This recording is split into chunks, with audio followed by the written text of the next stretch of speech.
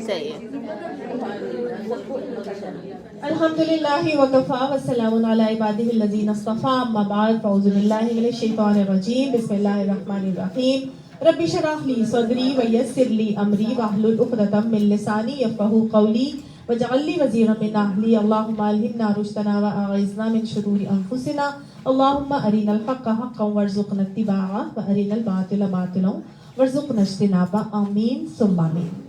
سورہ نساء ہم لوگ پڑھ رہے ہیں، آیت نمبر 7 تک ہم کر چکے ہیں، آج آیت نمبر 8 سے کریں گے.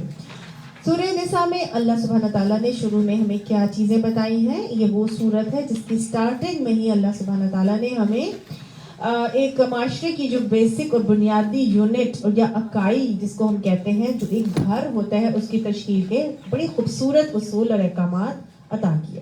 اس کے بعد معاشرتی کچھ مسائل موجود ہوتے ہیں، ان کے اوپر اللہ سبحانہ تعالیٰ نے ہمیں طریقے سکھائے. اب معاشرے کا جو سب سے کمزور ترین طبقہ، اللہ تعالیٰ نے ان کے حقوق کی حفاظت کی، جس میں اللہ تعالیٰ نے سب سے پہلے ہمیں کیا سکھایا تھا کہ جو یتیم ہیں، یتیموں کا مال جو ہے نا، ان کی حفاظت کرو، ان کو ملا کے کھا نہ جاؤ، ان کو خرد برد نہ کر لو، بلکہ اس مال کی حفاظت کرو. اور حفاظت کرنے کا طریقہ بھی اللہ نے ہمیں سکھایا کہ کیسے اس کے مال کی حفاظت بھی کرنی ہے، اور اس وقت تک اس کو حوالے نہیں کرنا جب تک تم اس کو جانچ پڑتال نہ کر لو کہ وہ اب اس قابل ہو گیا ہے کہ وہ مال رکھ سکتا ہے، تب پھر اس کی حفاظت سے اس کا مال اس تک پہنچاؤ. دوسرا معاشرے کا کمزور ترین طبقہ یتیم بچیاں. یتیم بچیوں کے ساتھ ہم نے پڑھا کہ کیا کیا معاملات رائج تھے اس زمانے کے اندر.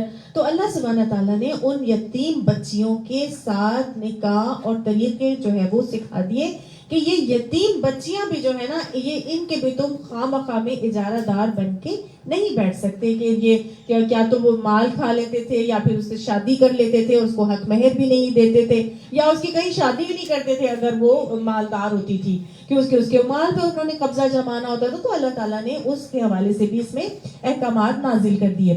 پھر اس کے بعد ہم نے دیکھا کہ اللہ سبحانہ تعالیٰ نے تیسرے جو معاشرے کا کمزور ترین طبقہ ایک عورت ہے، صنف نازک ہے نا، اور اس عورت کے حقوق کی اللہ تعالیٰ نے حفاظت کی. اور ہم نے دیکھا کہ یہ سورۃ نساء بھی جو ہے بیسیکلی عورتوں کے حقوق کی حفاظت کرتی ہوئی صورت ہمیں نظر آتی ہے کہ آپ صلی اللہ علیہ وآلہ وسلم نے اس میں ہمیں طریقے سکھائے. اور قرآن میں اللہ تعالیٰ ہمیں بتاتے ہیں کہ اگر تمہارے پاس ایسی عورتیں آ جائیں کہ معاشرے کے اندر بہت ساری موجود ہیں، بیوائیں ہو گئیں جیسے، اور ان کو اب ضرورت ہے، تو پھر ہمیں طریقے سکھائے کہ مسلمان مومن مردوں کو کہ وہ اپنی عورتوں کے ساتھ اپنی زوجیت میں اگر لے کر آتے ہیں تو کیسے ان کے ساتھ معاملات کرنے ہیں. یہ نہیں کرنا، ان کا مہر ان کو دینا ہے، ان کو جو اور خوشی دینا ہے. اور ہم نے یہ بھی دیکھا تھا کہ مہر دینے کے حوالے سے اللہ تعالیٰ نے پورا طریقہ اور چارٹر ہم نے پڑھا کہ اللہ نے ہمیں کیا سکھایا تھا. ساتھ ساتھ عورتوں کے حقوق کی یہ حفاظت کی گئی کہ وہ ان کو قانون دے دیا گیا وراثت میں، اور وراثت میں ان کو حصہ دے دیا گیا کہ یہ عورت جو ہے نا وہ کوئی گری پڑی چیز نہیں ہے. ایسا نہیں ہے کہ تم ان کے وارث بن کے بیٹھ جاؤ اور ان کو وراثت میں کچھ نہ دو.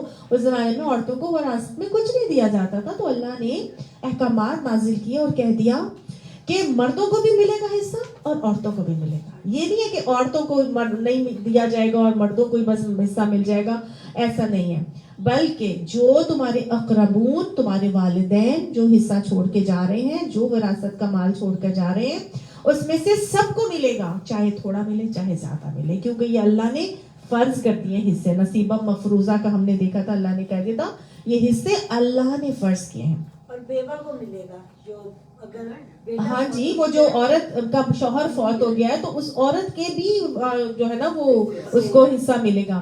ابھی ہم دیکھیں گے کہ اس زمانے میں کیا طریقے رائج تھے. تو اللہ نے یہ باتیں اب تک ہم کو بتائی تھی. اب آج کا ہم سبق پڑھیں گے اور دیکھیں گے اللہ تعالیٰ اگلی آیت میں، آیت نمبر 8 میں ہمیں کیا فرما رہے ہیں. اعوذ باللہ من الشیطان الرجیم. وَإِذَا حَضَرَ الْقِسْمَةَ أُولُو الْقُرْبَى وَالْيَتَامَى وَالْمَسَاكِينُ. اور جب تقسیم کے موقع پر، یعنی کہ جب میت ہو چکی ہے، فوت ہو گیا ہے ایک شخص، تو اس کی وراثت کی تقسیم کے موقع پر حاضر ہو جائیں کون؟ اولو القربہ، یعنی قرابت دار، یتیم اور مسکین. آپ دیکھیے ہماری شریعت اتنی خوبصورت ہے کہ جہاں اقرب کا اللہ نے حصہ دیا وہاں پہ ابعد کو بھی نہیں چھوڑا، یعنی دور کے لوگوں کو بھی شریعت محروم نہیں کرتی. اور دور کے لوگ کون ہیں؟ جہاں اقربا میں نے آپ کو بتایا تھا نا، کون تھے اقربا میں جن کو وراثت ملتی ہے؟ وارث کون ہے؟ والدین، ازواج اور اولاد، یہ اور کچھ کیسز میں بہن بھائی، ٹھیک ہے نا. بچیوں کی وجہ سے رشتے داروں میں چچا پایا.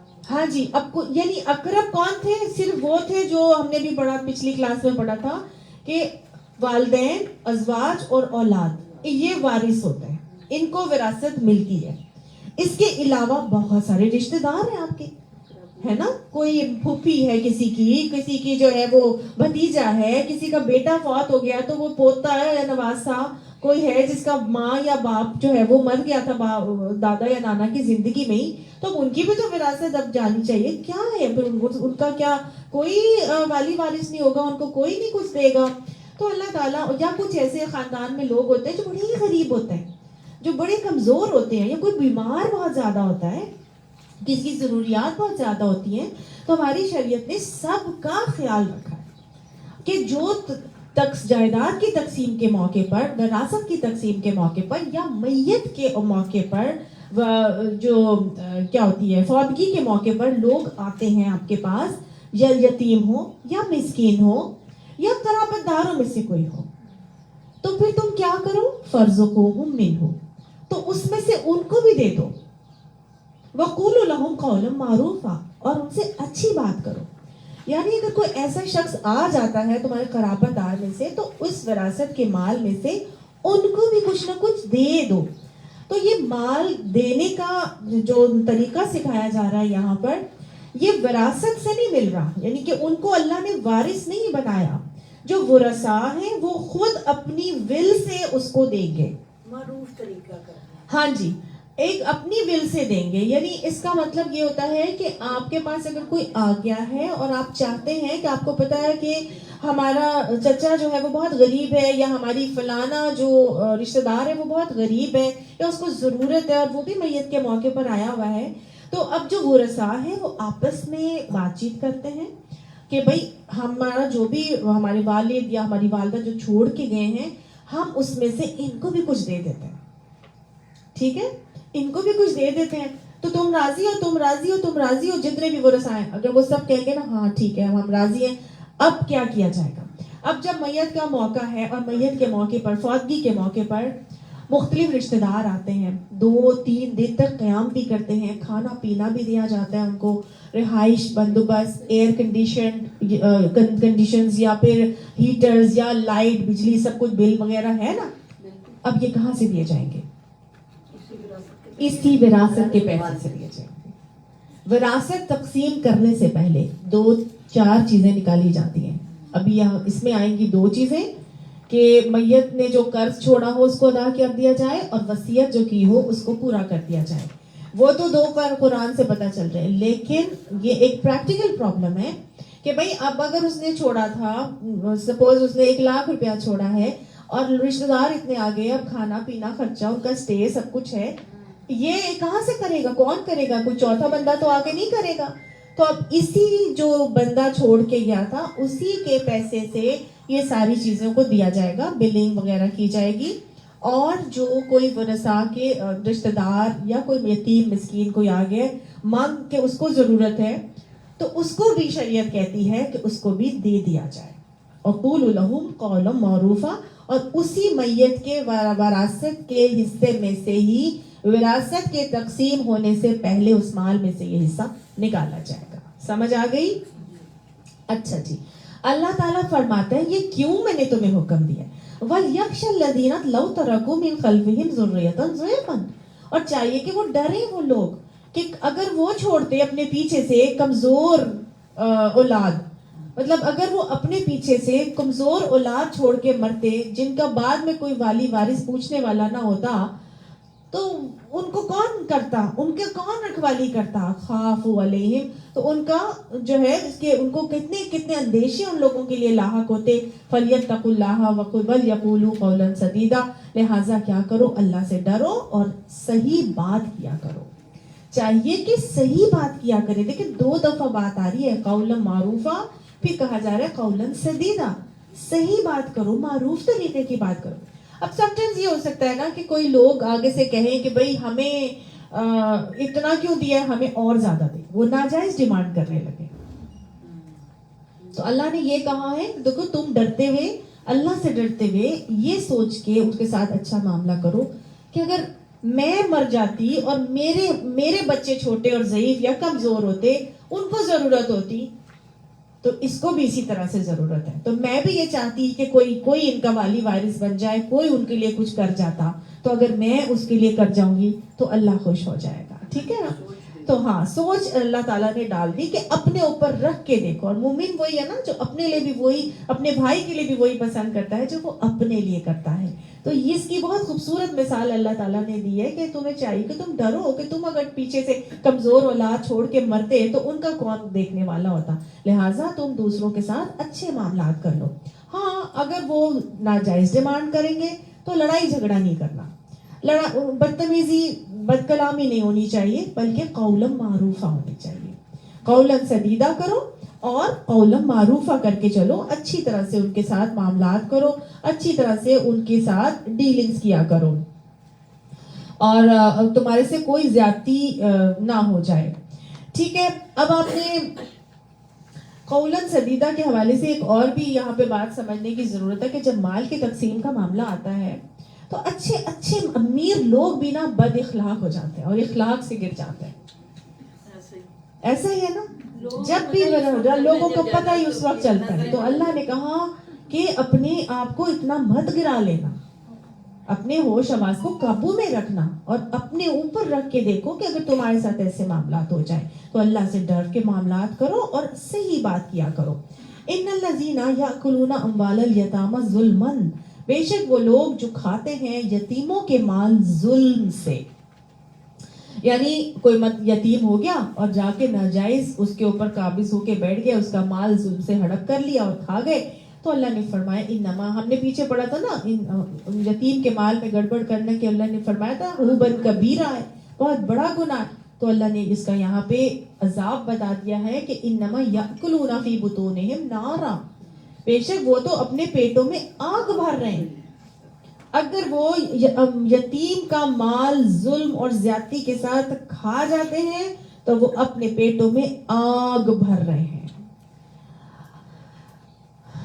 وَسَيَصْلَوْنَ سَعِيرًا, ابھی تو پیٹوں میں آگ بھر لی, اب قریب وہ بھڑکتی ہوئی آگ میں ڈالے جائیں گے. آپ صلی اللہ علیہ وآلہ وسلم نے فرمایا تھا کہ 4 لوگ ہیں جن کے لیے اللہ نے ذمہ لے لیا ہے کہ جنت میں داخل نہیں ہونے دے گا, عادی شرابی, سود خور, والدین کا نافرمان اور یتیم کے مال کو کھانے والا. آپ نے معراج میں لے دیکھا وہ اونٹوں کے جتنے بڑے اور آگ کے انگارے اس میں جو ہے وہ ڈالے جا رہے تھے. تو بتایا گیا پوچھنے کے اوپر کہ یہ وہ لوگ تھے جو یتیم وراثت کے مال میں گڑبڑ کیا کرتے تھے. آپ صلی اللہ علیہ وآلہ وسلم نے اس کے حوالے سے ہمیں یہاں پر سمجھایا ہے کہ آپ سے فرماتے ہیں کہ ایک قوم قیامت کے روز اس طرح اٹھائی جائے گی کہ ان کے منہ آگ سے بھڑک رہے ہوں گے. پوچھا وہ کون ہوں گے؟ فرمایا کیا تم نے قرآن میں نہیں پڑھا کہ ان الذین یاکلون اموال الیتامی ظلما. پھر آپ نے فرمایا میں تم کو خاص طور سے 2 کمزور لوگوں کے مال سے بچنے کی تاکید کرتا ہوں, ایک عورت اور ایک یتیم. ان کے مال سے بچنے کی تاکید کی. تو یاکلون میں صرف کھانا نہیں ہے کہ بس آپ نے لیا اور کھا لیا ان کا مال یا اڑا دیا, اس میں ہر طرح کی چیز ہے. برتنے کی کوئی چیز لے لی, ان کی چیزیں لے کے آپ نے برتنی لی, یا پھر یہ کہ ان کی استعمال کر لی کوئی چیزیں اور خراب کر دی, تو یہ سب بھی یتیم کے مال کے کھانے کے حوالے سے ہی بات آتی ہے. اب اللہ سبحانہ تعالیٰ آگے اگلی آیت میں مجھے اور آپ کو وراثت کے قانون سکھا رہے ہیں اور فرماتے ہیں یوصیکم اللہ فی اولادکم. وہ وصیت کرتا ہے تم کو اللہ تمہاری اولاد کے بارے میں. وصیت کس کو کہتے ہیں جی؟ وصیت کہتے ہیں کسی کو اپنے نالج اور علم کے بنا پر خیر خواہی کا مشورہ دینا وقت سے پہلے, اس کو خیر خواہی کا مشورہ اپنے نالج اور علم کی بنا پر دینا، اس کو وصیت کہا جاتا ہے۔ اللہ کس کے لیے وصیت کر رہا ہے ہمیں؟ خیر خواہی کا مشورہ کس کے لیے دے رہا ہے؟ فی اولادکم، تمہاری اولاد کے بارے میں اللہ تمہیں وصیت کر رہا ہے۔ خاص طور سے نا لوگ کیا کرتے تھے کہ عربوں میں یہ معاملہ تھا کہ اپنے سب سے بڑے بیٹے کو یا تو سارا وارث جائیداد کا وارث بنا دیتے تھے، یا اس بیٹے کو بناتے تھے جو بہت زیادہ جنگجو ہوتا تھا، یا اس کو بناتے تھے جو اس کا ان کا دوست اور جگری یار ہوتا تھا۔ ان میں وراثت کا کوئی کانسیپٹ نہیں تھا۔ تو اللہ نے یہاں پر ہم کو یہ سمجھایا، عربوں کو خاص طور سے، ان لوگوں کو جن کے اندر وراثت کے مال کی تقسیم اپنی اولاد میں دینے کا رواج ہی نہیں تھا۔ آج بھی یہاں پر ایسا ہے کہ لوگ جو ہے وراثت کی تقسیم نہیں کرنا چاہتے۔ وہ بڑی بڑی جائیدادیں ہیں اور زمینیں ہیں، جدی پشتی وہ پڑی ہوئی ہیں، ان کو کوئی تقسیم ہی نہیں کرتا۔ وہ دادا پردادا کے پڑے ہوئے ہیں اور کتنے لوگ مر چکے ہیں اور ان کی تقسیم نہیں کیا جاتا۔ سندھ میں بھی اسی طرح ہے، قرآن سے شادی کر دی اور کوئی وراثت کا حق نہیں ان کو دیا۔ ہاں جی، تو اللہ نے یہاں ہم کو کہا کہ تمہاری اولاد کے بارے میں تمہیں یہ مشورہ دے دیا، اللہ تعالیٰ نے ہدایت کر دی ہے، نصیحت کر دی ہے، وصیت کرتی ہے۔ اور اس میں ایک خاص طور سے ایک چیز نظر آ رہی ہے کہ اللہ سبحانہ تعالیٰ نے یہ نہیں ہمیں کہا، آگے آپ دیکھیے گا، اللہ نے یہ نہیں کہا کہ تم بیٹوں کو اتنا دینا اور بیٹیوں کو اتنا دینا۔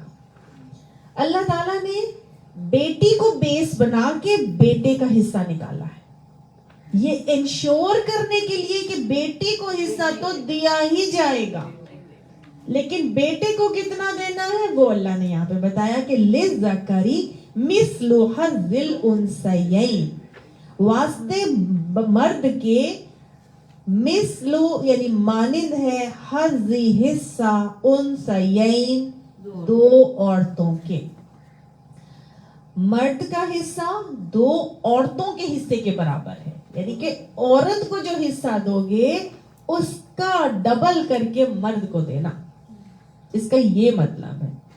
اللہ نے یہ نہیں کہا کہ اور مرد سے آدھا حصہ عورت کو ملے گا۔ آپ نے سمجھا کیسے اللہ نے میرے اور آپ کے حق کی وہ کی ہے، حفاظت کی ہے؟ کیا اللہ نے بتا دیا کہ عورت کا حصہ تو دینا ہی دینا ہے، مرد کو اتنا دو گے کہ جتنا عورت کا ڈبل ہوگا، یعنی دو عورتوں کا حصہ مرد کو ملے گا، عورت کا جتنا نکالو گے اس کا ڈبل مرد کا جائے گا۔ اب لوگوں کو یہ پرابلم آ جاتی ہے، یہ کیا بات ہے، اللہ نے مرد کو دو حصے کیوں دے دیے اور عورت کو ایک حصہ کیوں دیا؟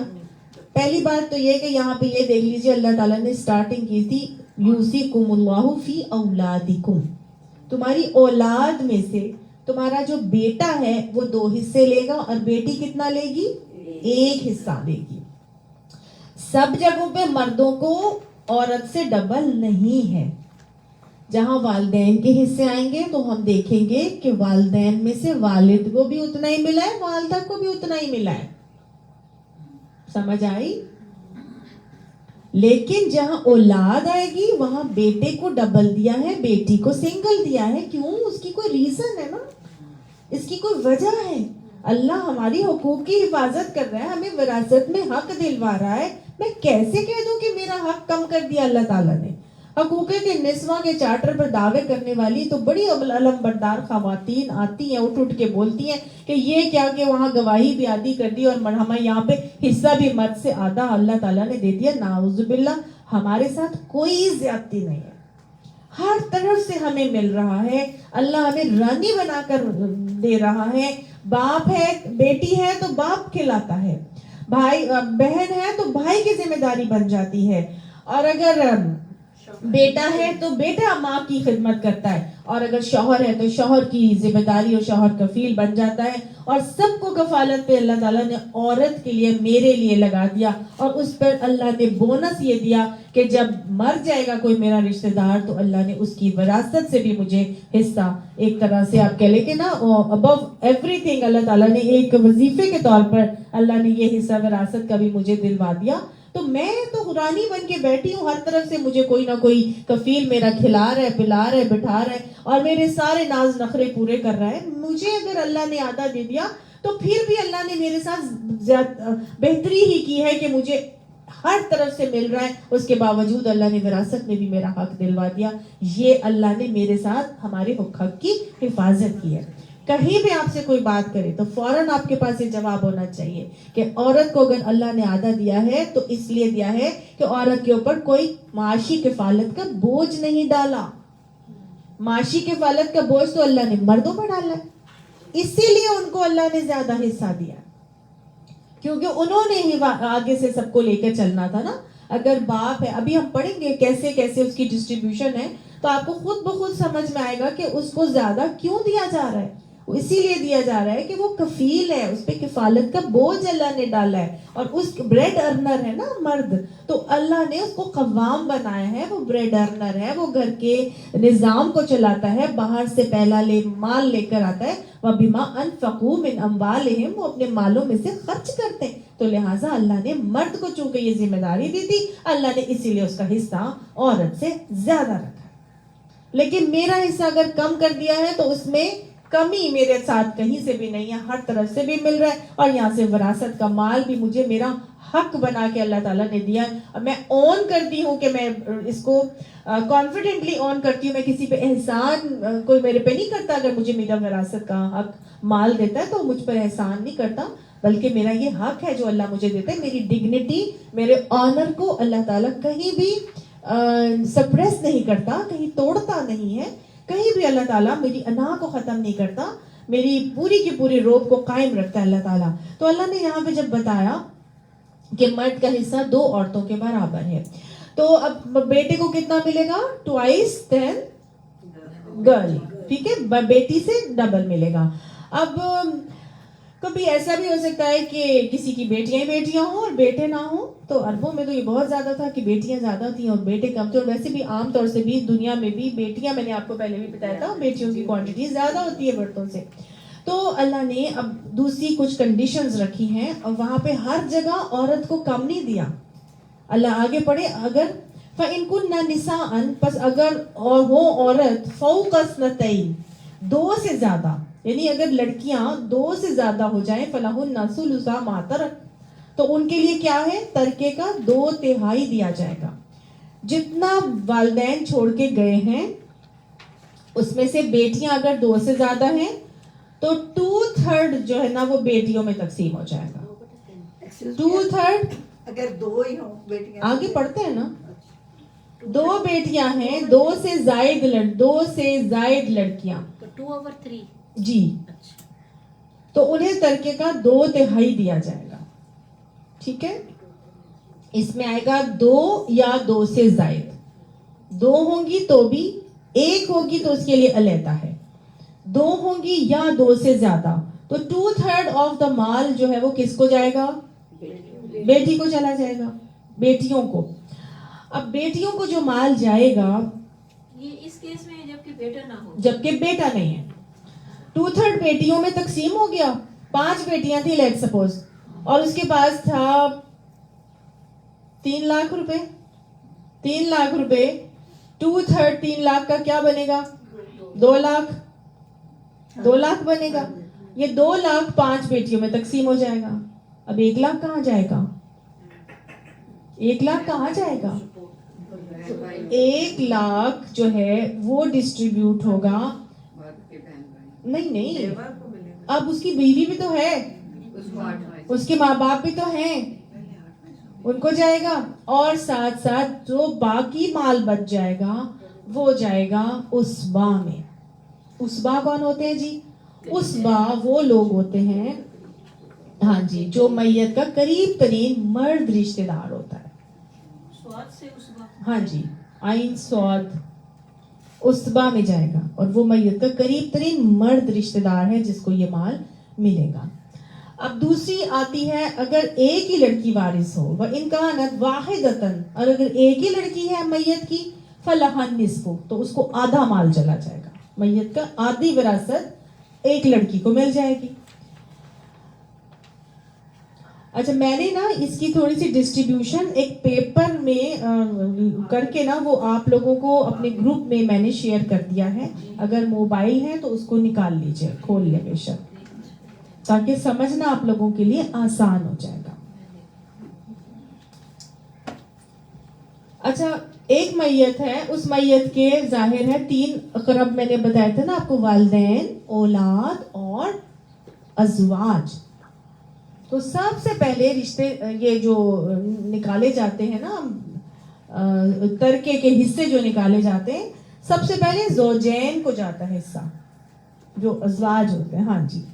اس کے بعد والدین کا حصہ نکالا جاتا ہے, اور پھر اولاد کا حصہ نکالا جاتا ہے. تیسرے نمبر پہ اولاد. جی سب سے پہلے زوجین, جی, سب سے پہلے پھر اولاد, پھر والدین.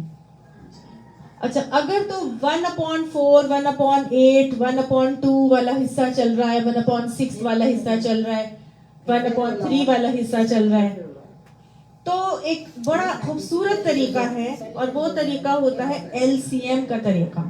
LCM پتہ ہے کس کو کہتے ہیں؟ LCM, ہاں جی, ہاں جی, لوویسٹ کامن ملٹیپل نا. تو یہ اس میں آپ کیا کرتے ہیں, 1 کو چھوڑ کے جو 1/6 ہے, 4 ہے, 1/8 ہے, جو بھی آپ کا آ رہا ہوتا ہے نیچے والا ڈینومینیٹر, اس کو آپ لکھتے ہیں اور اس کو آپ LCM نکالتے ہیں. پھر LCM میں آپ نے اس کو ملٹیپلائی کر لینا ہے, اور پھر جو بھی آ رہا ہے اس کا, سپوز 24 آ رہا ہے, 3 2s are 4, 3 2s are 6, 6 2s are 12, 12 2s are 24. Suppose آپ نے LCM کیا تو 24 آتا ہے, تو دیٹ مینس اس کا یہ ہوگا کہ 24 حصے بنائے جائیں گے, مال کے 24 حصے بنائے جائیں گے, اور اس میں سے 1/6 جس کو ملنا ہے تو 24/6 کر کے ڈیوائڈ کریں, جتنے حصے بنے گے 4 حصے بنتے ہیں, 6 4 24, 4 حصے 24 حصوں میں سے دے دیں گے. سمجھ آئیے نہیں آئی؟ اس میں تھوڑا سا ڈاؤٹ ہے. اچھا LCM کے اندر ڈاؤٹ آ رہا ہے کہ یہ نا جیسے زوجہ ہے, آگے نہیں بڑھے گا, آگے نہیں بڑھیے گا, وہیں تک رہیے گا ابھی. ہاں ہاں جی, تو والدین کو 1/6 آئی ہے. میں نے کہا نا والدین کو بھی آپ آگے نہیں بڑھے, ابھی آپ نہیں بڑھے نا, آگے نہیں بڑھے. آپ کو یہ سمجھ میں آیا ہے, آپ کو یہ سمجھ میں آیا ہے کہ اگر 1/2, 1/2, 1/4, 1/3, 1/8 اس طرح اگر آ رہا ہے تو ہم نے LCM نکال لینا ہے, تو ہمارے لیے بہت آسان ہو جائے گا. لیکن اگر آپ LCM نہیں نکالنا چاہتے اور آپ ڈسٹریبیوشن کرنا چاہتے ہیں, تو پھر آپ اس طرح سے کریں جو میں ابھی آپ کو ہم پڑھتے جا رہے ہیں. ٹھیک ہے, سمجھ آ گیا؟ میں نے آپ کو بتایا تھا LCM میں اگر ہمارے 24 حصے بن رہے ہیں تو سارے مال کے 24 حصے کر دیں. جیسے کہ 24 لاکھ روپے ہیں تو کتنے حصے بنیں گے؟ 1 لاکھ, 1 لاکھ کا بنے گا. جس کو 1/4 ملنا ہے اس کو کتنا مل جائے گا؟ 4 لاکھ مل جائے گا, 4 حصے. نہیں 1/4 ہے نا, تو 24 لاکھ کو ڈیوائڈ بائی 4 کریں گے, 6 لاکھ, اس کو 6 لاکھ ملیں گے. پہلے تو سارے 1 by 1 پورے حصے کریں گے, پھر اس میں سے اٹھا کے نہیں سمپل ہے. اگر آپ کا نا 2/3 والا حصہ نہیں ہے نا کہیں پہ بھی, جیسے ابھی ہم نے پڑھا تھا کہ میت کی وارث 2 سے زائد لڑکیاں, یعنی 2/3, تو یہاں تھوڑی سی یہ آتی ہے مسئلہ. لیکن جہاں 1/1 میں سارا آ رہا ہے نا, وہاں کوئی مسئلہ نہیں ہے. آپ نے 1/4, میں کیسے لکھوں, کوئی پیپر پین مجھے دکھائے نا تو میں آپ کو لکھ کے دکھا دوں, آپ کو سمجھ میں آ جائے گا. 4 کو LCM سے ملٹیپلائی کر دیں. دیکھیں میں آپ کو نا اس میں بتاتی ہوں. 1/4 ہے, 1/6 ہے, 1/8 ہے. ٹھیک ہے, جی صحیح ہے, اور 1/2 ہے. 1/2 ایک بیٹی ہوگی نا تو اس کو آدھا مل جائے گا. یہ شوہر کا حصہ ہے, یہ والدین کا, یہ بیوی کا. صحیح بات آ گئی. یہ 1/6 یہ دیکھیں, ابھی ہم آگے بڑھیں گے. ایک حصے 1/4 میں بھی آئیں گے, 1/6 میں بھی آئیں گے, 1/2 میں بھی آئیں گے. ٹھیک ہو گیا.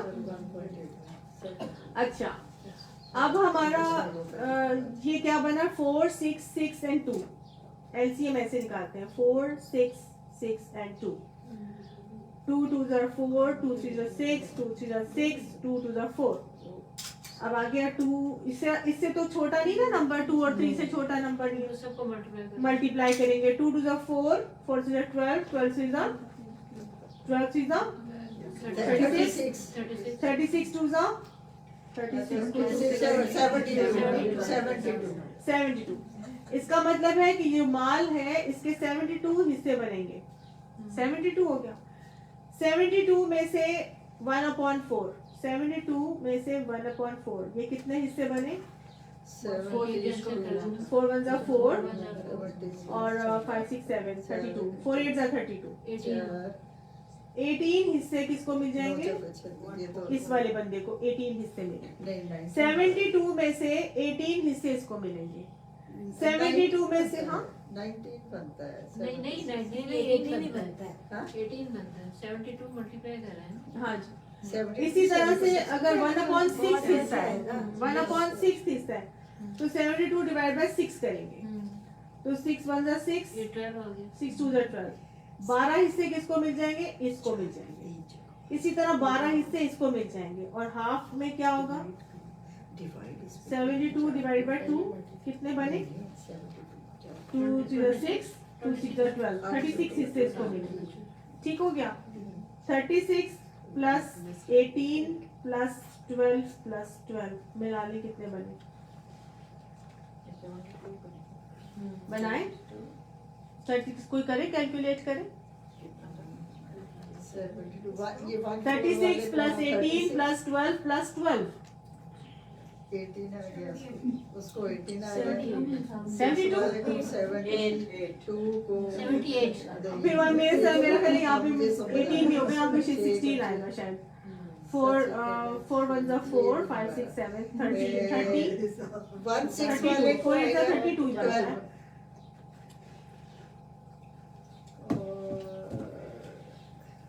اور 18 والے کو آئے گا 36 12 تھی نا 10 ایکسکیوز می میں آپ کو بتاؤں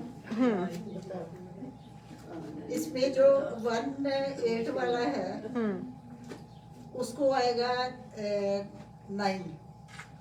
1/8 والا نہیں ہے 1/6 والے ہیں. 2 1/6 والے ہیں اور ایک 1/4 والا ایک ہاف والا ہے. میں آپ کو کوانٹٹی کے ساتھ لکھوا کے کرتی ہوں اس کو. ٹھیک ہے کاؤنٹنگ میں غلطی ہوئی ہوگی, ویسے یہ اسی طرح ہی کرنا ہے. سمجھ میں آ رہے ہیں آپ لوگوں کو؟ میتھڈ یہ ہے کہ جلدی جلدی میں کاؤنٹنگ میں کہیں غلطی ہوگی, لیکن میتھڈ یہ ہے آپ کو. اب اتنا آپ کو سمجھ میں آ گیا کہ LCM سے کیسے نکالتے ہیں. اب میں آپ کو آگے بتاتی ہوں کہ آگے ہم پڑھتے ہیں. دیکھیں اللہ سبحانہ تعالیٰ نے کیا کہا ہے ہمیں. اگر میت کی ولی ابویہ اور واسطے والدین کے لکل واحد منہما السدس, اور میت کے اگر والدین ہیں, یعنی کہ اگر میت کے والدین موجود ہیں, صاحب اولاد بھی ہے وہ اور اس کے والدین بھی موجود ہیں, تو کتنا ملے گا؟ سدس مما ترکا, چھٹا حصہ ملے گا جو انہوں نے چھوڑا ہے.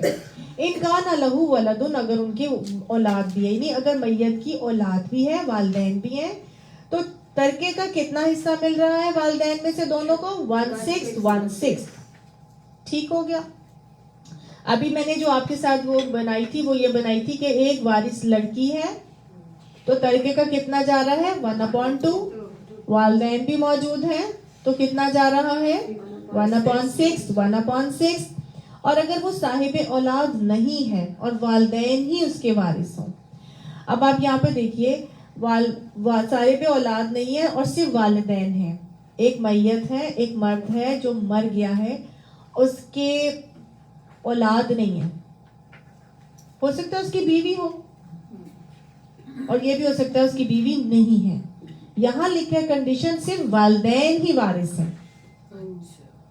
کون وارث ہے؟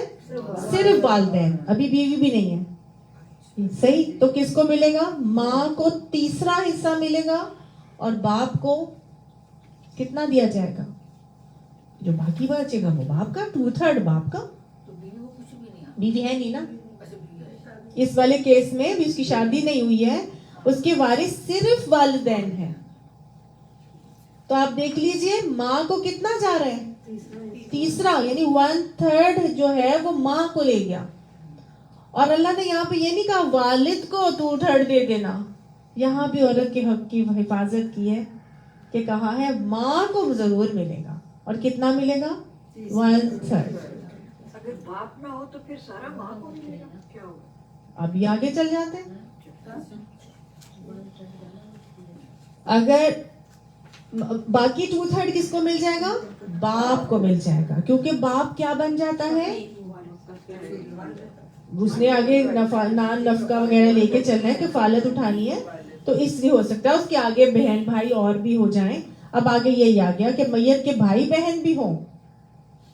अब ये बच्चा जो मर गया है इसके वालिदैन भी हैं और बहन भाई भी हैं, तो फिर माँ को 1/3 नहीं मिलेगा, फिर माँ को 1/6 मिलेगा। और बहन भाई भी हैं? बहन भाई को कुछ नहीं मिलेगा।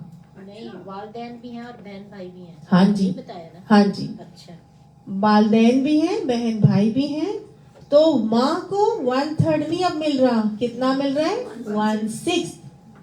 बाकी कहाँ जा रहे हैं, 5/6।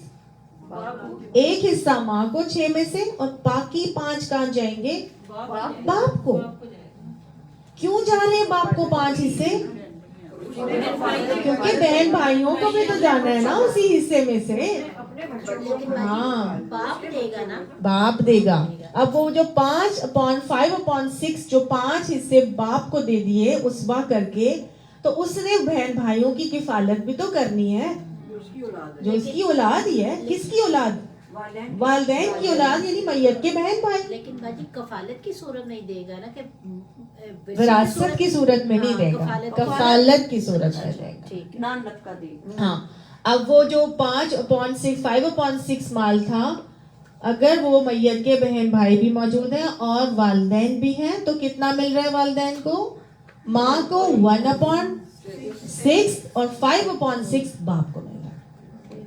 ठीक है, अब आप देख लीजिए यहाँ अल्लाह ताला ने हमारे विरासत में, मुझे इतना मजा आता है जब ये मैं पढ़ती हूँ कि अल्लाह ने हर हिस्से की डिवीजन औरत के हिस्से को बता के की है कि माँ को इतना मिलेगा। जाहिर है माँ को इंश्योर कर दिया अल्लाह ताला ने कि इतना दे दो, औरत को बता दिया इतना मिलेगा, उसके अलावा जो है वो बाप उसको मिलेगा, वली को या दूसरे जो होते हैं। ये सब उस हिस्से किस वक्त निकाले जाएंगे जनाब, में बादी वसीयतिन यूसी बिहा औ दैन, ये सब हिस्से उस वक्त निकाले जाएंगे जबकि वसीयत जो मैयत ने पूरी की है वो पूरी कर दी जाए और कर्ज जो उस पर हो वो अदा कर दिया जाए। ये हिस्से किस वक्त निकाले जाते हैं, कर्ज की अदायगी के बाद और वसीयत को निकाल कर पूरा कर देने के बाद। कर्ज क्या क्या होता है जनाब, एक तो वो भी कर्ज होता है जो माल की सूरत में किसी से लिया गया होता है, दूसरा ये होता है कि हज की नीयत की भी है और हज नहीं किया तो वो भी एक कर्ज है जो माल उसमें लगाया जाएगा। इसके अलावा अगर उसने मेहर नहीं दिया है अपनी बीवी को तो वो भी उस पर कर्ज है जो निकाला जाएगा।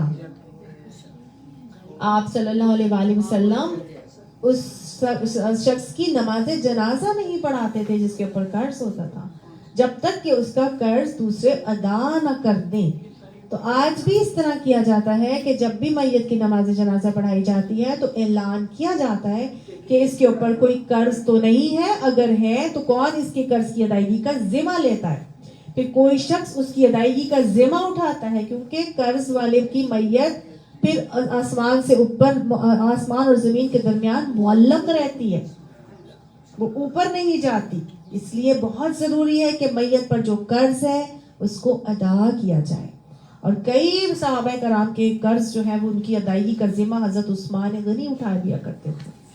सुभान अल्लाह। बाकी मैयत की वफात पे जो खर्चा आता है रिश्तेदार जो आपने तो मैंने आपको कहा ना, नहीं वो जरूरी है कि उसी के तरीके जी। से दिया जाए कि ये है कि उसके अगर औलाद है कर सकती है वारिस اگر کوئی اپنی طرف سے کرنا چاہتا ہے تو کر دے. یہ تو سوچنے کی باتیں ہیں نا, یہ تو سب سوچنے کی باتیں. اولاد صاحب حیثیت بھی ہو, مال اتنا بڑا فتنہ ہے کہ کوئی بھی جو ہے نا اچھے سے اچھا اخلاق سے گر جاتا ہے. سمجھ آئیے نا, اس لیے قانون مقرر کر دیے. اگر تم کہو کہ نہیں ہم باپ کے مال میں سے کچھ نہیں لیں گے, میں صاحب حیثیت ہوں, میں اس میں سارا خرچہ میری طرف سے ہوگا, ویری گڈ. ہاں ظاہر ہے, صحیح ہے نا. لیکن اگر وہ لوگ سب کہتے نہیں مجھے بھی باپ کا مال ملے, مجھے بھی ملے, مجھے بھی ملے, اور ہو سکتا ہے کہ کوئی ایک بہن یا کوئی بھائی جو ہے وہ بڑا خستہ حال میں اور وہ کہے کہ نہیں میں نے اپنے حصے میں سے کچھ نہیں دینا, تو پھر وہ کہے گا میرے حصے میں سے نہیں نکالنا, اگر تم 4 مل کے کچھ کرنا چاہتے ہو تو کر دو, میں اپنا حصے میں سے کچھ نہیں دوں گا. تو وہ اپنے حصے کو نکلوا سکتا ہے اس میں سے. یس, سمجھ آئی؟ ہاں, جبر نہیں. اب اس کے بعد کیا ہے کہ اللہ سبحانہ تعالیٰ نے کہا کہ دیکھو یہ سب باتیں میں نے اس لیے تمہیں بتائی ہیں, اب وصیت ہے, یاد رکھیے. تو آیت کے آخر میں اللہ تعالیٰ نے ہمیں بتا دیا آباؤکم و ابناؤکم, تمہارے باپ دادا یعنی یہ تمہارے والدین اور تمہارے جو اولاد ہیں, لا تدرون ایہم اقرب لکم نفعا, تمہیں نہیں پتا کہ کون بلحاظ نفع تم سے زیادہ قریب ہے, تمہیں نہیں پتا کہ تم سے زیادہ قریب کون ہے نفع دینے میں. ہم بہت ساری چیزیں ایسے سوچتے ہیں, ہاں یہ میری اولاد بہت اچھی ہے, مجھے میری آنکھوں کا تارا ہے, اس کو میں زیادہ دے کے چلے جاؤں, یا یہ میری بہت کمزور ہے بچی, اس کو میں زیادہ دے جاؤں.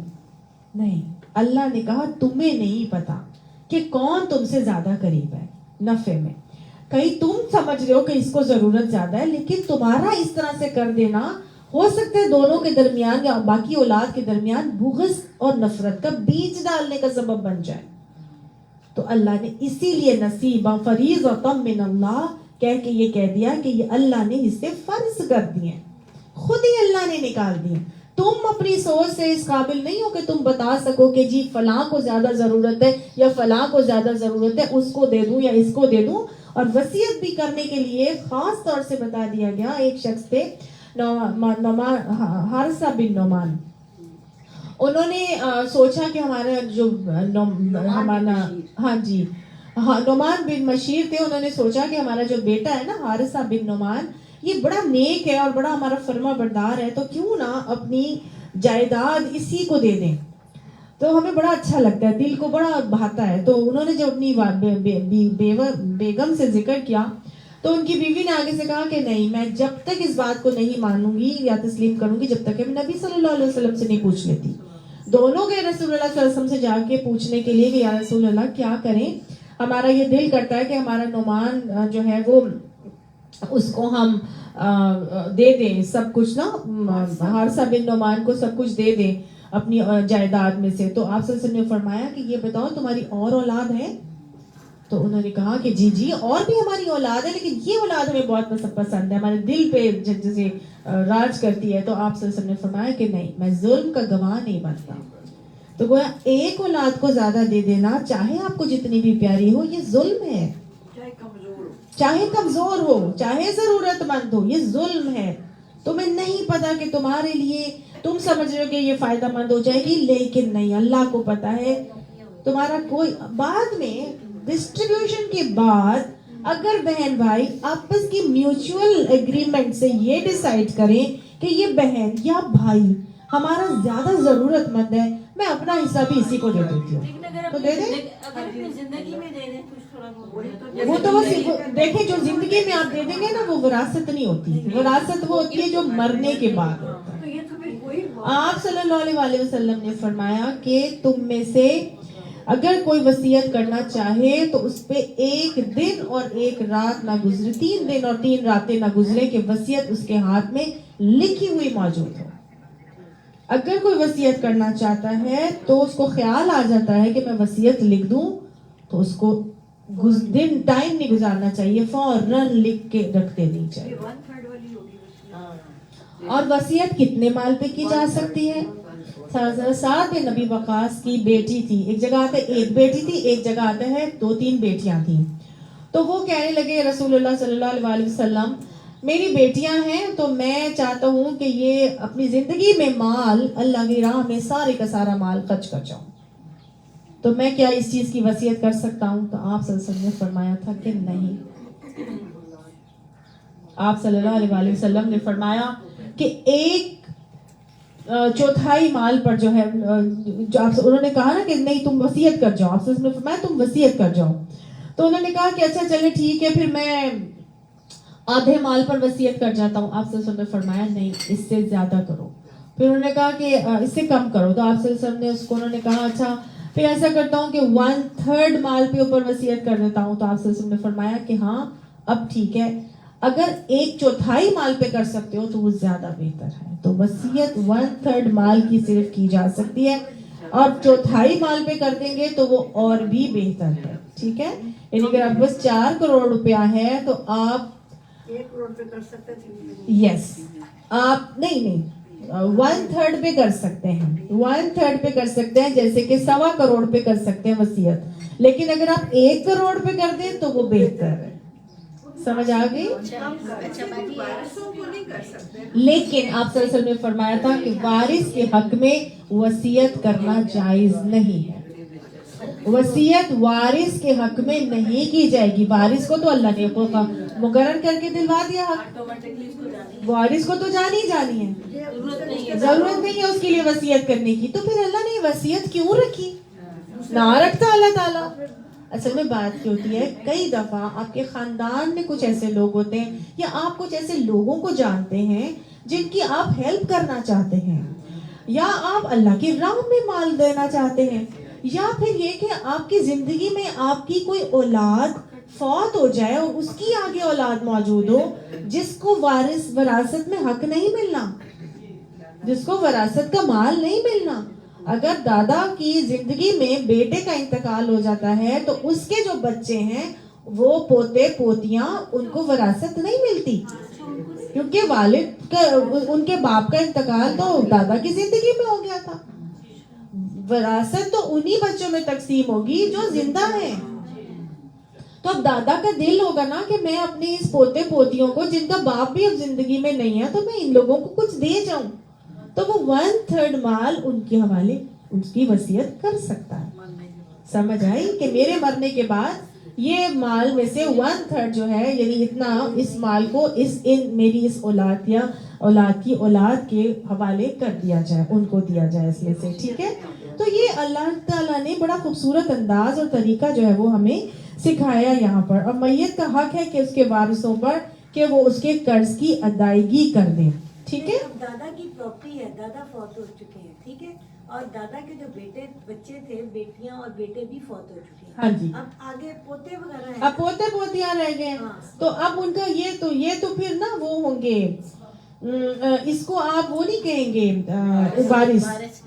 جی اگر دادا زندہ ہے اور اس کی ساری اولادیں مر گئیں، لیٹ سپوز 2 بیٹے تھے اور دونوں ہی مر گئے، تو اب پوتے پوتیوں کے لیے وہ 1/3 میں سے وصیت کر سکتا ہے. باقی 2/3 کہاں جائیں گے؟ نہیں، پراپرٹی بڑی ہے، پراپرٹی بڑی صرف پوتے پوتیاں ہیں. ہاں، اب وہ نہیں دے سکتا نا، وہ وارث نہیں ہے. تو پھر وہ کہاں جائے گی پراپرٹی؟ عصبہ کے پاس، عصبہ کے پاس. اب آپ کو میں بتاتی ہوں عصبہ کون ہے؟ میت کا قریب ترین مرد رشتہ دار. آپ دیکھیں نا، دادا کا بھائی ہوگا، ٹھیک ہے، اور یہ نا عصبہ نکالے جاتے ہیں پہلے پیٹرنل سائڈ سے پھر مٹرنل سائڈ سے. پہلے پیٹرنل سائڈ سے اور اوپر کی طرف جاتے ہیں، جیسے کہ اس کا باپ بھائی ہو گیا یا اس کا چچا ہو گیا، یا اس طرح اوپر پیٹرنل سائڈ سے. یا اگر وہ نہیں ہے، جس کا کوئی وارث نہیں، تو آپ سے سب نے فرمایا اس کا وارث اس کا ماموں ہے. ٹھیک ہے، ہاں، عصبہ میں پھر ماموں آ جائے گا. صحیح ہو گیا. اسی طرح سے میں وہ حدیث کی کریکشن کر دوں. آپ سے سب نے فرمایا تھا کہ اگر کوئی شخص وصیت کرنا چاہتا ہے تو اس کی 2 راتیں اس حال میں نہ گزریں کہ وصیت اس کے پاس لکھی ہوئے موجود ہے. 2 راتیں ہیں. ٹھیک ہے وصیت تو 1/3 کی کرے گا نا. हाँ जी। अच्छा, तो अपनी जिंदगी में जो कहते हैं दे जाओ, अपनी जिंदगी में फिर क्या? अच्छा, अगर वो अपनी जिंदगी में देना चाहता है तो फिर इसको विरासत नहीं कहते, ठीक है, ये गिफ्ट होता है और ये इक्वालिटी के साथ होता नहीं, है। वारसों को नहीं, किसी गरीबों को रफाया अच्छा मैं अब यहाँ पर आपको वही वाला वाक्य सुना देती हूँ, हज़रत साद बिन नबी वकास का, जिन्होंने आप सल्लल्लाहु अलैहि वसल्लम से पूछा था कि मेरी बेटियां तो मैं क्या करूँ, तो आपने फरमाया था ना कि हाँ 1/4 कर दो तो ज्यादा बेहतर है। फिर आप सल्लल्लाहु अलैहि वसल्लम ने फरमाया था, क्या तुम ये चाहते हो कि अगर तुम दुनिया से चले जाते और तुम्हारे औलाद जो है उसके बाद लोगों के आगे हाथ फैलाते, ठीक है, अगर तुम दुनिया से चले जाओ और फिर हाथ, तुम्हारी औलाद जो है वो लोगों के आगे हाथ फैलाती हो, तो इस तरह का कोई अमल नहीं करना चाहिए। अगर आपको अल्लाह ताला ने साहिब माल बनाया है तो आपकी औलाद को भी आदत होगी, तो ये ना हो कि आप उनके साथ ज्यादती कर जाए कि सारा का सारा माल अपनी जिंदगी में ही आप अल्लाह की राह में ट्रांसफर कर दें और फिर कहें कि जी मैंने तो दे दिया है और बाद भी मेरी जो औलादें हैं वो हाँ लोगों के आगे भी हाथ फैलाती फिरें, तो ये बात भी पसंदीदा नहीं है। जो उनका हक है उसको रख के जाए, 1/3 पर करने। अब आप अपनी जिंदगी में देना चाहते हैं तो कुछ दे दें, कुछ रख दें, ताकि हाँ जी बिल्कुल, एक को नहीं देंगे। फिर अगर वालदा अपनी ज्वेलरी जो जिंदगी में देना चाहती है तो वो 3 बेटियां तो तीनों को देंगी और इक्वालिटी के साथ देंगी। अगर एक को 4 तोले का सेट दिया तो दूसरी को भी 4 तोले का और तीसरे को भी 4 तोला दे, चाहे वो बहुओं के लिए कोई नहीं, बहुओं को विरासत नहीं आती, लोग बहुओं के लिए सारा कुछ निकाल के रख देते हैं, बहुओं को विरासत नहीं आती, ठीक है, बेटे को आती है, बेटे को देंगे कि बेटे ये बेटे को जाएगा और बेटे से भी वो अगर बहू को जाना चाहती है तो वो चली जाए, ठीक है। कई दफा बहुएं बड़ी नाराज होती है कि जी मुझे मिल बेटी को देगी, मुझे नहीं दे रहा, तो बेटी हाँ, तो बेटे को भी नहीं ना, यही मैं अभी बता रही हूँ ना, यही बात कि अगर अब बहुओं बड़ी नाराजगी होती है कि जी बेटी को दे गई और मुझे तो कुछ भी नहीं दिया उन्होंने, ठीक है ना, तो हाँ ये भी अदल का तरीका है कि जी बेटे को जहाँ बेटी को दिया है वहाँ बेटे को भी दे, और जितना बेटे को दिया है, बेटी को 4 तोले का सेट दिया है या 4 तोला दिया है तो बेटे को भी 4 तोला दे। इक्वालिटी, जिंदगी में इक्वालिटी। अब जब बेटे को दे रहे हैं तो कहें ये तुम्हारा है, अब तुम्हारी बेगम को दे रही हूँ तुम्हारा, वो बता दें, ठीक है, कि जो अदल का तरीका है ना कि जी आपने बेटे को देना है और बेटा कहेगा ठीक है आप ये मेरी बीवी को दे दें, समझ आई। और दूसरा ये है कि अगर आपका इतना ज्यादा है तो फिर बेगम अपनी बहू को भी उसी तरह दे जिस तरह बेटी को देती है, लेकिन ये तो उसकी आपकी तरीका है तकसीम के हवाले से ऐसे जो है ना वो मामलात ना ही पाले तो ज्यादा बेहतर होता है, उतना ही रखें जितना आप आराम से अपनी जेब के ऊपर बोझ ना बन सके आपके लिए। जी एक बात मेरी सुनो, जी जी, ये मेरे भाई फौत हुए थे, मेरे वाले साहब से पहले उन्होंने कोई वसीयत नहीं की और उसके बाद मेरे अब्बू भी फौत हो गए, तो मेरा भतीजा भी फौत हो गया, मेरी सिर्फ एक भतीजी। अच्छा सवाल जवाब हम बाद में करेंगे, फिर हमारा टॉपिक नहीं खत्म होगा। उसको मिला ना तो मैंने कहा उसमें जो मिला ना वो उसमें जो अदालत ने कहा कि सदर अयूब ने एक कानून पास किया था कि जो औरतें बेवा हो जाती हैं उनके बच्चे जो होते हैं, जैसे दादा भी फौत हो गया, बाप भी फौत हो गया, तो फिर उनको क्या मिले, तो उसमें से फिर मेरी भतीजी को जितना हमारा हिस्सा था ना बहनों का उतना मेरी भतीजी को मिला। देखिए मैं आपको बता देती हूँ, भतीजे का हिस्सा जो है ना वो भतीजा और फुप्पी वगैरह अगर इस तरह से है तो फुप्पी को नहीं मिलता, भतीजे को मिल जाता है, समझ आई। भतीजे को मिलता है, भतीजे का हिस्सा फुप्पी से किसका है, भतीजा तो फुप्पी का वारिस है, फुप्पी का वारिस भतीजा हो सकता है, क्योंकि वो क्या होगा, वो करीब तरीन मर्द रिश्तेदार बन के वो उसकी विरासत ले सकता है, ठीक हो गया, मगर फुप्पी भतीजे की वारिस नहीं हो सकती, भतीजा भी फौत हो गया, ठीक है।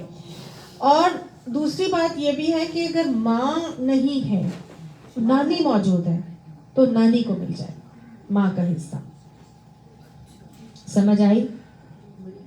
माँ नहीं है, नानी मौजूद है तो माँ वाला हिस्सा किसको मिल जाएगा, नानी को मिल जाएगा। और माँ को कितना मिल रहा था, औलाद भी है तो 1/6 मिल रहा था, तो फिर नानी को भी 1/6 मिल जाएगा, ठीक है। अगर एक बेटी एक पोती हाँ जी और एक बहन है, हाँ जी एक बेटी है, कितना मिल रहा था एक बेटी को? आधा। एक पोती है हाँ जी और एक बहन है, तो पोती को 1/6 मिलेगा। अच्छा पोती को फिर मिलेगा 1/6 मिलेगा और दादे की उसमें से। दादे की उसमें से। अच्छा समझ गई? ठीक है अब सिर्फ एक पोती है, एक बहन भी है और एक बेटी भी है। अच्छा बेटी तो आधा लेगी, पोती को 1/6 मिलेगा और जो बहन है बाकी जितना बचेगा वो बहन को मिलेगा। लेकिन इसमें है कि मर्द नहीं है कोई। मर्द नहीं है ना, इसलिए। ठीक है, तो ये कुछ डिस्ट्रीब्यूशंस हैं जो कि अदर देन कुरान है, जो मैंने आपके सामने आगे अभी रखी हैं। अब एक अगली चीज आती है। अब अगली बात क्या आती है कि फरीज़तम मिन अल्लाह, ये अल्लाह की तरफ से फर्ज है। इन्नल्लाह काना अलीमन हकीमा, बेशक अल्लाह ताला जानने वाला है और हिकमत वाला है। वलकुम निस्फु मा तरका अज़वाजुकुम, और तुम्हारे लिए आधा है जो तुम्हारी अज़वाज छोड़े, यानी कि बीवियों ने जो कुछ छोड़ा होगा। अगर बीवी मर जाए तो बीवी कुछ छोड़ के जाती है तो मर्द को कितना मिलेगा? निस्फ, आधा। शौहर को बीवी के विरासत में से आधा हिस्सा मिलता है। बच्चे भी हो जब भी।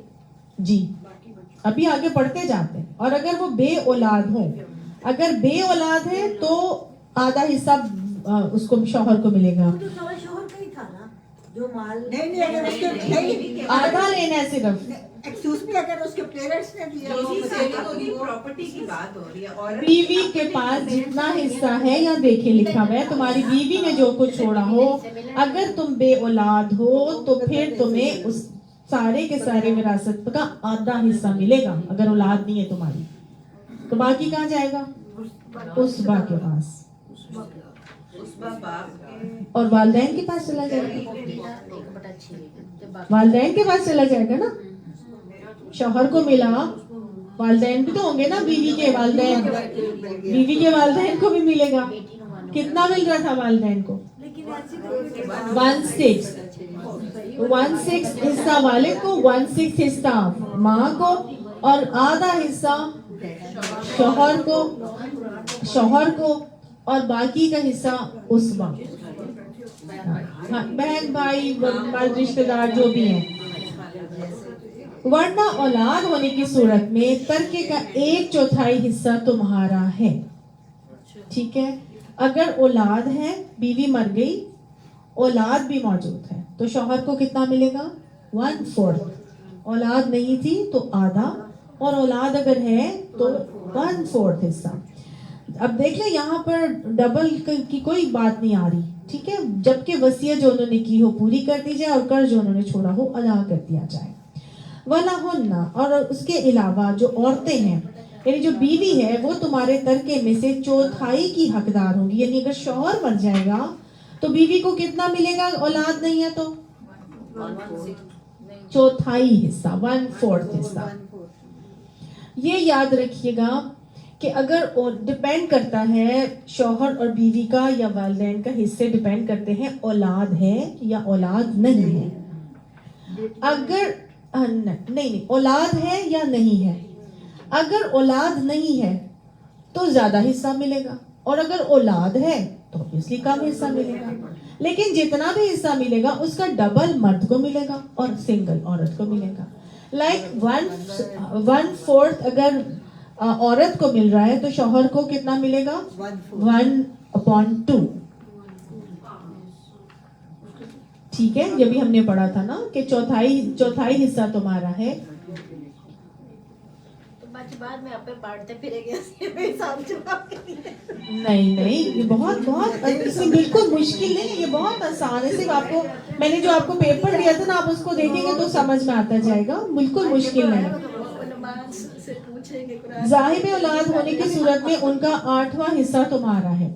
यानी अगर औलाद है और शौहर मर जाता है तो बीवी को 8वां हिस्सा मिलता है, और अगर औलाद नहीं है तो बीवी को 4था हिस्सा मिलता है। सही समझ के? 8वां हिस्सा मिला अगर औलाद है, बीवी को, सब हम बीवी हैं, हमें पता है। अब अगर औलाद है और शौहर मर जाता है तो शौहर का कितना हिस्सा मिलता है बीवी को? 8वां। और जिसकी औलाद नहीं है और शौहर मर जाएगा तो औरत को कितना मिलेगा?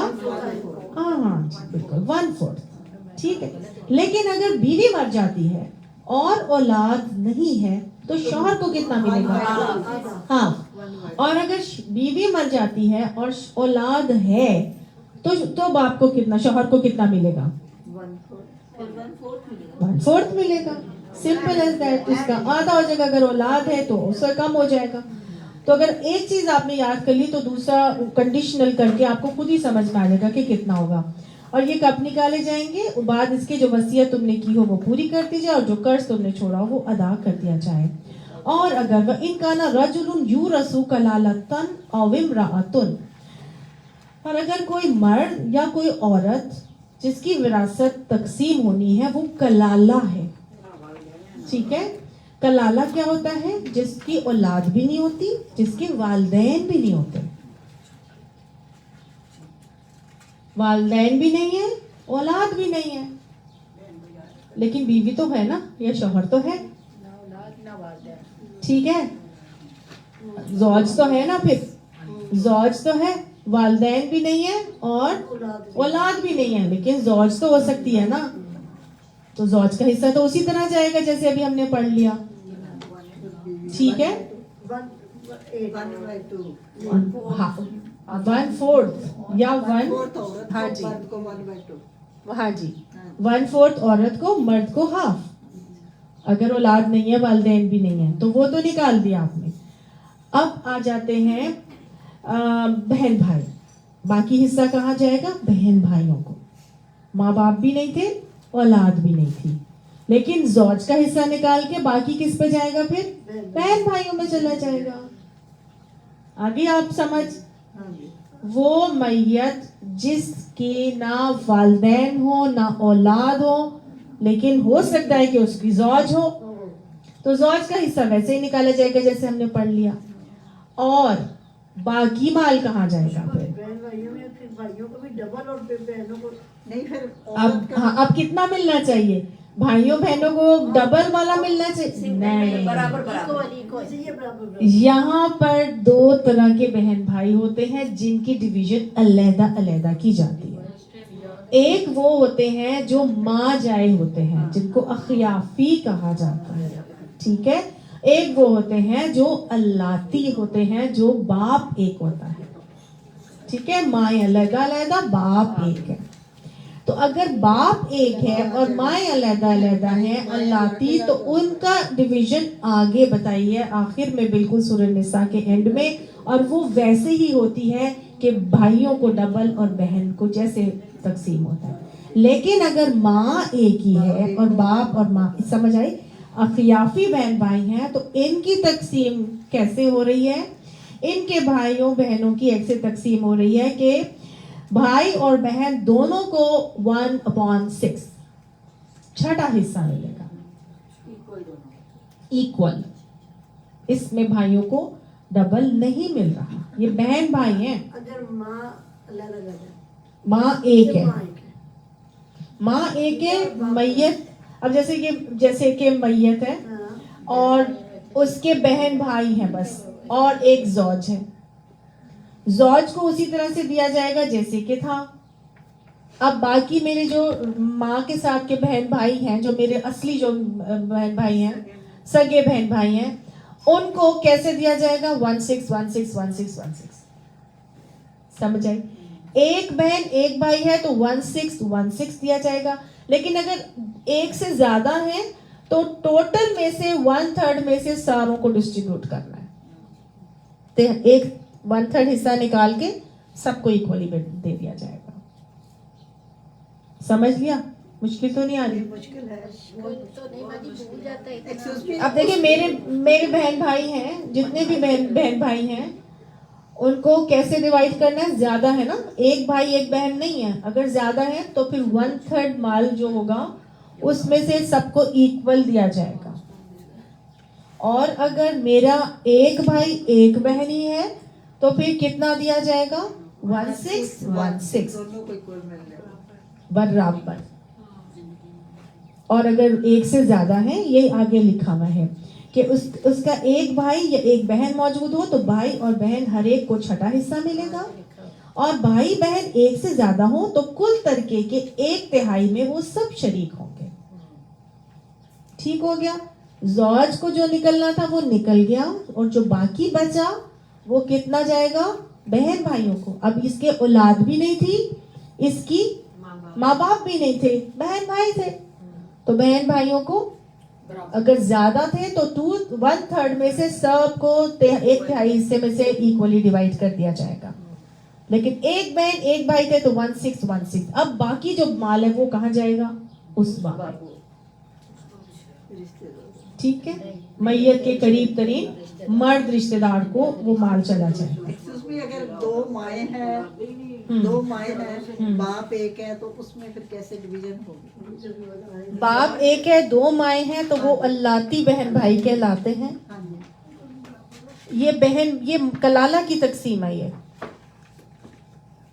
الگ جس کا نہیں ہے، جس کے نہیں ہے، جس کے والدین بھی نہیں ہیں، اولاد بھی نہیں ہے. ٹھیک ہے نا؟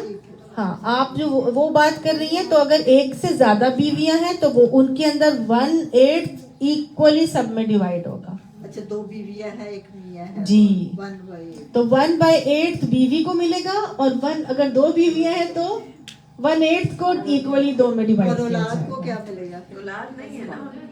نہیں، آپ تو وہی بات کر رہی ہیں نا کہ ایک آدمی ہے جس نے 2 بیویاں کی ہوئی ہیں اور اس کی اولاد بھی ہے. نہیں، وہ 2 بیویاں ہیں نا، اس کی ایک خاوند ہے. آگے ان 2 بیویوں میں سے ایک بچے بھی ہیں، جی، جی، ایک جی. کے 2 ہو گئے، دوسری کے 2 ہو گئے. تو وہ اولاد ہی ہے ساری. وہ ساری اولاد ہے. اور بیویاں ہیں. نہیں، پھر اس میں میں ڈسپیوٹ نکالنا چاہتی ہوں. جو بیوی کی پھر جائیداد ہے وہ اسی طرح تقسیم ہوگی، دوسرے کے بچے کو بھی کہ اس کو الگ ہوگی. جیسے 2 بیویاں پوری کرنے چاہیے ہے، میت بیوی ہے. ہاں جی جی. تو وہ تو اپنی اولاد کو دے گی نا، وہ اس کی اولاد کو تو نہیں دے گی نا. شوہر کی اولاد کو نہیں ملے. شوہر کی اولاد کو تھوڑی دے گی. اپنے شوہر کو شوہر کو مل جائے گا اس کا مال، لیکن دوسری بیوی کی اولاد تو اس کی اولاد نہیں ہے نا. سمجھ آئی ہے ان کا کوشچن؟ آپ لوگوں کو بڑا ویلڈ کوشچن انہوں نے کیا ہے. لیکن یہ سمجھ آیا آپ کو؟ ایک آدمی ہے جس کی 2 بیویاں ہیں، ایک عورت یا ایک بیوی مر گئی، اس کی اولاد ہے، تو وہ اس کا جو مال ہے وہ کس کو جائے گا؟ کیا دوسری بیوی کے بچوں کو بھی جائے گا؟ نو، وہ اس کے بچے نہیں ہیں، وہ اس کے شوہر کے بچے ہیں، اس کے بچے نہیں ہیں. اس کے مال اس کے بچوں میں جائے گا، اس کو خاوند کو جائے گا، اس کے والدین کو ملے گا. مرد کی اگر 2 بیویاں ہیں تو مرد کا مال اس کے 2 بیویوں کے 8 اولادیں سپوز، تو اس کی 8 اولادیں کنسیڈر ہوں گی، اور اس کا مال 8 اولادوں میں ڈسٹریبیوٹ ہوگا. اسی کے ہوں گے نا. ہاں، اسی کے بچے. ہاں ٹھیک ہے نا. یہ تو اپنا مال اپنی اولاد کو جائے گا. اچھا، اگر صرف ایک ہی بھائی یا ایک ہی بہن ہے تو 1/6 ملے گا، اور باقی 5.6 جو ہے وہ اسبا کو مل جاتا ہے. ٹھیک ہو گیا. اچھا، اللہ تعالیٰ نے فرمایا کہ جبکہ وصیت جو پوری کر دی جائے اور قرض جو میت نے چھوڑا ہو اس کو ادا کر دیا جائے، غیر مضارن، بشرط یہ کہ وصیت ضرر رساں نہ ہو، یعنی کہ ایسی وصیت نہ کی ہو جس سے لوگوں کو کوئی تکلیف ہو سکتی ہے. وصیت ضرر رساں کیسے ہوتی ہے؟ ایک تو یہ کہ آپ نے 1/3 سے زیادہ پر وصیت کر دی، ٹھیک ہے، تو پھر وارثوں پر جائز ہے کہ وہ اس کی وصیت کو ٹھیک کریں. ان پر لازم ہے کہ وہ غلط وصیت کو صحیح کریں، کیونکہ آپ صلی اللہ علیہ وسلم نے فرمایا کہ انسان ساری عمر نیک اعمال کرتا رہتا ہے اور مرتے وقت وصیت میں ضرر رسانی کر کے اپنی کتاب زندگی کو ایسے عمل پر ختم کر جاتا ہے جو اس کو دوزخ کا مستحق بنا دیتی ہے. تو لہٰذا اس لیے ضروری ہے، وارثوں پر یہ لازم ہے یا رشتہ داروں پر لازم ہے کہ وہ وصیت اگر ضرر رساں ہے یا 1/3 سے زیادہ پہ کر دی ہے تو اس کو 1/3 پر صرف لے کر آئے، باقی سارے مال کو وراثت کے قانون کے حساب سے تقسیم کیا جائے.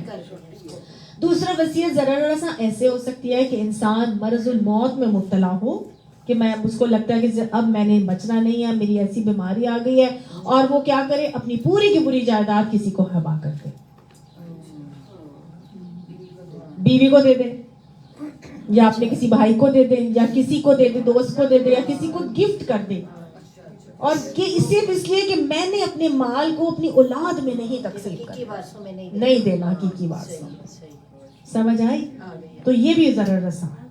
پھر ایک اور آتا ہے کہ اس نے قرض لیا ہو اور وہ لوگوں کو نہ بتائے کہ یہ جو مال میرے پاس ہے نا یہ قرض ہے. ہاں, قرض لیا اور وہ بتائے ہی نہ کہ یہ تو قرض میں نے لیا تھا.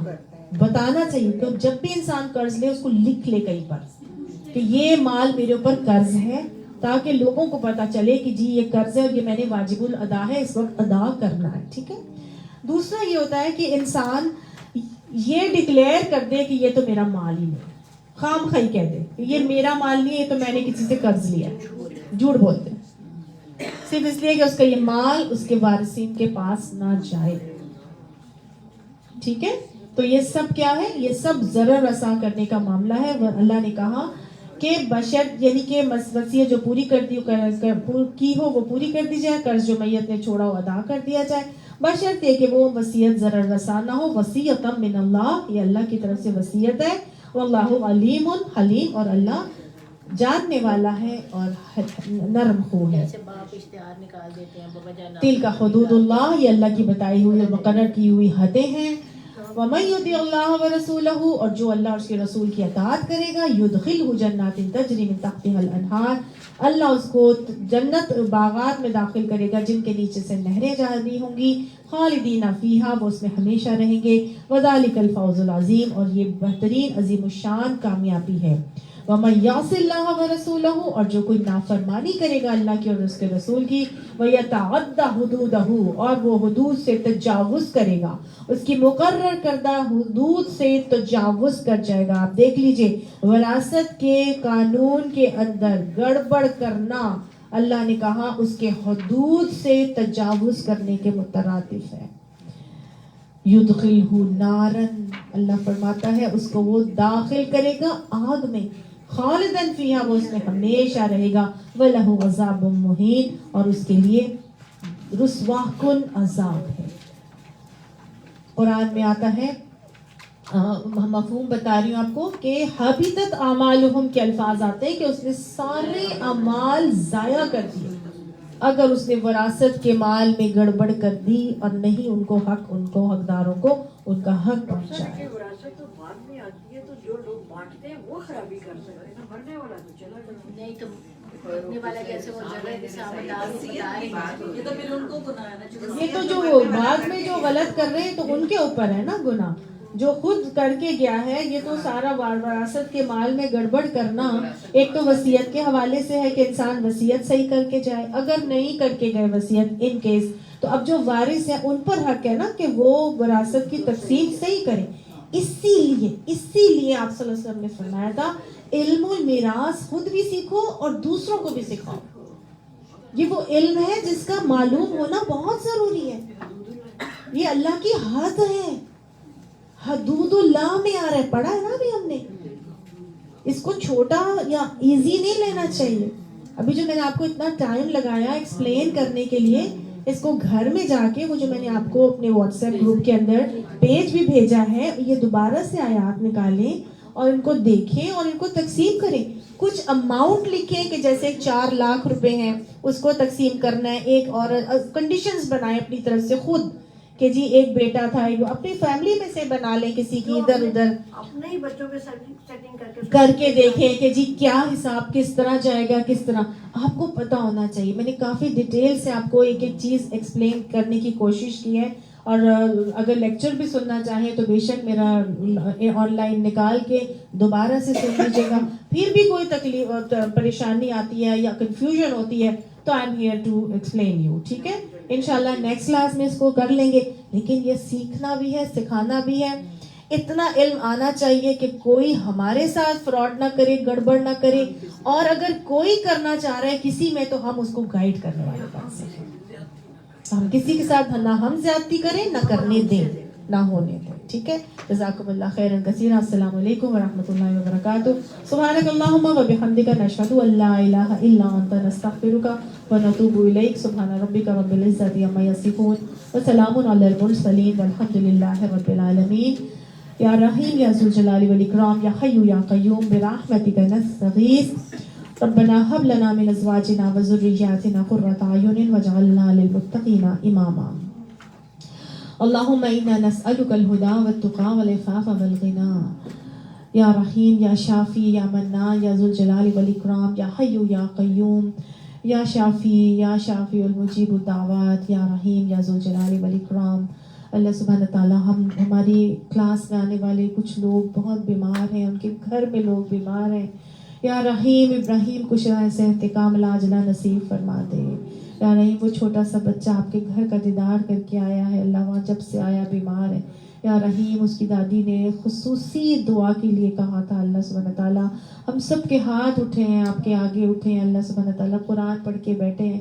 یا رحیم جو آپ کو سب سے زیادہ پسند آ رہا ہے اللہ اس کی ہی وجہ سے، اللہ اسی کے بلبوتے پر اللہ ہم سب کی اٹھے ہوئے ہاتھ رد نہ کرنا. یا رحیم اٹھے ہوئے ہاتھوں کی لاج رکھ لینا اور اللہ سبحانہ تعالیٰ بچے کو شفائے کاملہ عاجلہ نصیب فرما دیجیے گا. یا رحیم ہماری پیاری سی بہن قدسیہ کے شوہر کا ایکسیڈنٹ ہو گیا ہے، بلقیس کے شوہر کا ایکسیڈنٹ ہو گیا اور اللہ سبحانہ تعالیٰ وہ بھی ہاسپٹل میں بالکل بے ہوش پڑے ہیں، 5 دن ہو گئے. اللہ سبحانہ تعالیٰ گھر میں کہرام مچا ہوا ہے، اللہ انہیں صبر جمیل بھی عطا فرما اور مریض کو شفائے کاملہ عاجلہ نصیب فرما کے صحت کے ساتھ گھر میں واپس پلٹا کے لے کے آئی. اللہ کا سایہ ان کے گھروں پر قائم اور دائم رکھے. اور اللہ سبحانہ تعالیٰ ہماری بہت ہی پیاری پڑوسیں ہمارے منان صاحب بہت بیمار ہیں، وینٹیلیٹر پر ہیں، اللہ ان کو بھی 1 ہفتہ ہونے والا ہے. یا رحیم اپنی خاص رحم و کرم سے اللہ سبحانہ تعالیٰ ان کے لیے آسانیاں فرمائیے. اللہ ان کو زندگی اور شفا کے ساتھ اپنے گھر والوں میں پلٹا کے لائیے. اللہ ایمان کی حالت میں انہیں رکھیے گا اور اللہ گھر والوں کو بھی بہترین صبر جمیل عطا فرمائیے گا.